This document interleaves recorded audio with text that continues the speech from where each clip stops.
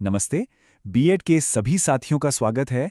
आज हम इंटेलिजेंस की एक बहुत ही फाउंडेशनल थ्योरी पर बात करेंगे जिसका नाम है यूनिटेटिव थ्योरी ऑफ इंटेलिजेंस, या जिसे हम बुद्धि का एकात्मक सिद्धांत भी कहते हैं। तो चलिए सबसे पहले ये समझते हैं कि यह सिद्धांत आखिर है क्या। इसे मोनार्किक थ्योरी यानी राजतंत्रीय सिद्धांत भी कहा जाता है। क्यों? क्योंकि यह सिद्धांत बुद्धि को एक राजा की तरह देखता है, एक अकेला शासक जो हमारी सारी मानसिक गतिविधियों को कंट्रोल करता है। आसान शब्दों में कहें तो ये थ्योरी मानती है कि इंटेलिजेंस में बहुत सारे अलग अलग फैक्टर्स नहीं होते, बल्कि सिर्फ एक ही सिंगल फैक्टर होता है। आप इसे एक तरह की मानसिक ऊर्जा या मेंटल एनर्जी का भंडार समझ सकते हैं जो हम इंसान के पास होता है। जरा सोचिए, ये बिल्कुल एक पावर सोर्स की तरह है। इस थ्योरी के हिसाब से जिस इंसान के पास ये मानसिक ऊर्जा ज्यादा होती है, वो उसे अपने जिंदगी के किसी भी क्षेत्र में, किसी भी काम में लगा सकता है और कामयाब हो सकता है।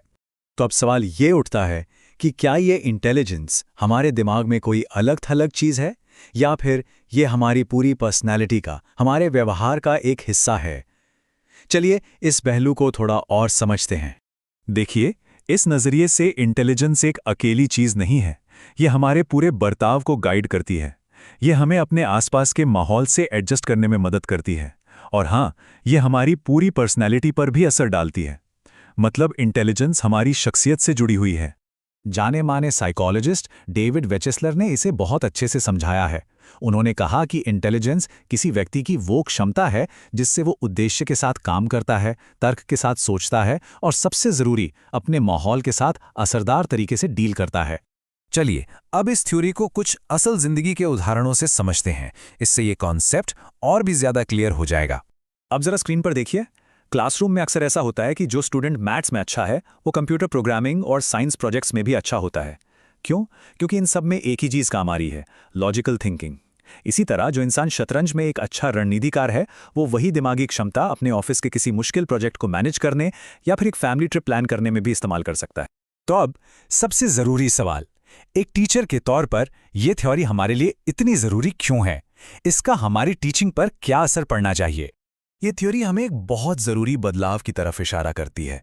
एक तरफ है खंडित नज़रिया जो सिर्फ विषय और ग्रेड्स पर ध्यान देता है, और दूसरी तरफ है ये एकात्मक नज़रिया जो बच्चे की पूरी मानसिक क्षमता और उसके एडजस्टमेंट स्किल्स को बेहतर बनाने पर जोर देता है। एक टीचर के तौर पर इसका मतलब है कि हमें बच्चों के समग्र विकास पर ध्यान देना चाहिए। हमें ऐसी प्रॉब्लम सॉल्विंग स्किल्स को बढ़ावा देना चाहिए जो हर सब्जेक्ट में काम आए। और यह समझना जरूरी है कि किसी भी स्टूडेंट की काबिलियत सिर्फ एक विषय तक सीमित नहीं होती। लेकिन एक मिनट रुकिए, क्या यह थ्योरी पूरी तरह से सही है? शायद नहीं। हर थ्योरी की तरह इसकी भी कुछ सीमाएं हैं, कुछ कमियां हैं। चलिए देखते हैं कि वो क्या हैं।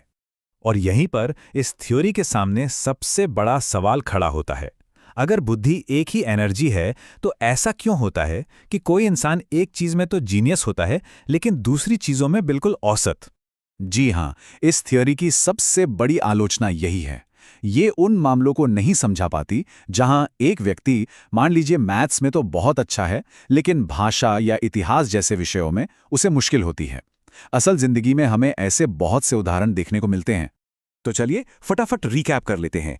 इस थ्योरी का मुख्य विचार है कि बुद्धि एक अकेली यूनिवर्सल मानसिक क्षमता है। यह हमारे व्यक्तित्व और व्यवहार से जुड़ी है। इसे जिंदगी के किसी भी क्षेत्र में लागू किया जा सकता है। लेकिन इसकी सबसे बड़ी कमी यह है कि ये अलग अलग क्षेत्रों में अलग अलग क्षमताओं को समझा नहीं पाती। तो आखिर में मैं आपको इसी एक सवाल के साथ छोड़ रहा हूं। एक शिक्षक के रूप में आप सिर्फ परीक्षा में नंबर लाने के कौशल पर नहीं, बल्कि एक छात्र की संपूर्ण बुद्धि को कैसे निखारेंगे, इस पर जरूर सोचिएगा, क्योंकि यही सवाल आपके पढ़ाने के तरीके को एक नई दिशा दे सकता है।